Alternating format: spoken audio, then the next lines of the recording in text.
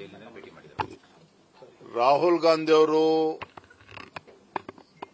ಕರ್ನಾಟಕ ರಾಜ್ಯದಲ್ಲಿ ಸಂಪುಟ ವಿಸ್ತರಣೆಗೆ ಗ್ರೀನ್ ಸಿಗ್ನಲ್ ಕೊಟ್ಟಿದ್ದಾರೆ ಅಂತ ತಾವು ಹೇಳ್ತಾ ಇದ್ದೀರಿ. ಅದ್ರ ಬಗ್ಗೆ ನಮ್ದು ಯಾವುದೇ ಅಭಿಪ್ರಾಯಗಳಿಲ್ಲ. ಅವರ ಆಂತರಿಕ ನಿರ್ಧಾರ ಅದು. ಕ್ಯಾಬಿನೆಟ್ ಎಕ್ಸ್ಪೆನ್ಷನ್ ಮಾಡಬೇಕು ಮಾಡಬಾರ್ದು, ಮಾಡಿದ್ರೆ ಎಷ್ಟು ಜನ ಬಿಡಬೇಕು ಎಷ್ಟು ಜನ ಬಿಡಬಾರದು, ಅದು ಅವರ ಕೆಲಸ.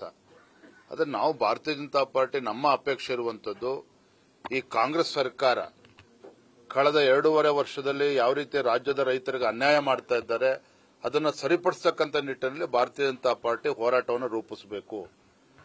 ರಾಜ್ಯದಲ್ಲಿ ಯಾವ ರೀತಿ ಭ್ರಷ್ಟಾಚಾರ ನಡೀತಾ ಇದೆ, ಯಾವ ರೀತಿ ಅಭಿವೃದ್ಧಿ ಶೂನ್ಯ, ಇವತ್ತು ರಾಜ್ಯದಲ್ಲಿ ಯಾವುದೇ ಅಭಿವೃದ್ಧಿ ಕೆಲಸ ಕಾರ್ಯಗಳು ಆಗ್ತಾ ಇಲ್ಲ, ರಸ್ತೆಗಳು ಯಾವ ರೀತಿ ಗುಂಡಿ ಬಿದ್ದಿದೆ ಇಡೀ ರಾಜ್ಯದಲ್ಲಿ, ಕೇವಲ ಬೆಂಗಳೂರು ಅಷ್ಟೇ ಅಲ್ಲ, ಬೆಂಗಳೂರಿನಲ್ಲಿ ಭಾರತೀಯ ಜನತಾ ಪಾರ್ಟಿ ಬೀದಿಗಳದ್ದು ಹೋರಾಟ ಮಾಡ್ತಾ ಇದೆ ಅಂತೇಳಿ ಮುಖ್ಯಮಂತ್ರಿಗಳು ಇಲ್ಲೇನೋ 2,500 ಸಾವಿರ ಕೋಟಿ ಕೊಡ್ತಾ ಇದ್ದಾರೆ ಅನ್ನುವ ಘೋಷಣೆ ಅಷ್ಟೇನೆ.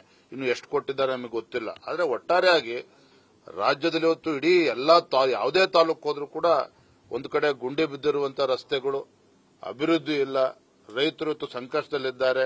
ಇವತ್ತು ಕಬ್ಬು ಬೆಳೆಗಾರರು ನೋಡಿದ್ರೆ ಯಾವ ರೀತಿ ಹೋರಾಟ ಮಾಡಿದ್ರು ಅಂತೇಳಿ. ಇವತ್ತು ಮೆಕ್ಕೆಜೋಳ ಇನ್ನೂ ಕೂಡ ಖರೀದಿ ಕೇಂದ್ರವನ್ನು ಇನ್ನೂ ಕೂಡ ಪ್ರಾರಂಭ ಮಾಡಿಲ್ಲ, ರೈತರು ಸಂಕಷ್ಟದಲ್ಲಿದ್ದಾರೆ. ಇದರ ಗಮನವನ್ನ ರಾಜ್ಯ ಸರ್ಕಾರಕ್ಕೆ ತರುವಂತ ಕೆಲಸ, ರಾಜ್ಯ ಸರ್ಕಾರ ಕಿವಿಹಿಡುವಂತ ಕೆಲಸ ನಾವು ಮಾಡ್ಕೊಂಡು ಬಂದಿದ್ದೇವೆ, ಮುಂದೂ ಕೂಡ ಮಾಡ್ತೇವೆ. ಕ್ಯಾಬಿನೆಟ್ ಏನಾಗ್ತದೆ ಏನ್ ಬಿಡ್ತದೆ ಅದ್ರ ಬಗ್ಗೆ ನಮ್ಗೆ ಆಸಕ್ತಿ ಇಲ್ಲ. ನಿಮ್ಮ ಹೋರಾಟ ವ್ಯರ್ಥ ಆಗುತ್ತೆ ಅಂತ ಚರ್ಚೆ, ಯಾಕೆಂದ್ರೆ ಅವ್ರ ಹೈಡ್ರಾಮಾ ಎಲ್ಲ ಇದರಲ್ಲೇ ನಡೆಯುತ್ತೆ ಅಂತ, ಪುನರ್ರಚನೆಯಲ್ಲೇ ಹೈಡ್ರಾಮಾ. ಅವ್ರು ಯಾವ ರೀತಿ ಪುನರ್ರಚನೆ ಡ್ರಾಮಾ ಮಾಡ್ಕೊಂಡು ಕೂತ್ಕೊಳ್ಳಿ, ಇದ್ರ ಮಧ್ಯೆ ರಾಜ್ಯ ಸರ್ಕಾರ ಯಾವ ರೀತಿ ಕಿವಿ ಹಿಂಡಬೇಕು, ಯಾವ ರೀತಿ ಸರ್ಕಾರವನ್ನ ದಾರಿಗೆ ತರಬೇಕು ಅದು ನಮಗೆ ಗೊತ್ತಿದೆ, ನಾವು ಮಾಡ್ತೇವೆ ಅದನ್ನ. ನ್ಯೂಸ್ ಫಸ್ಟ್ ನಿರ್ಭೀತಿಯಿಂದ ನಿಮ್ಮ ಪರವಾಗಿ.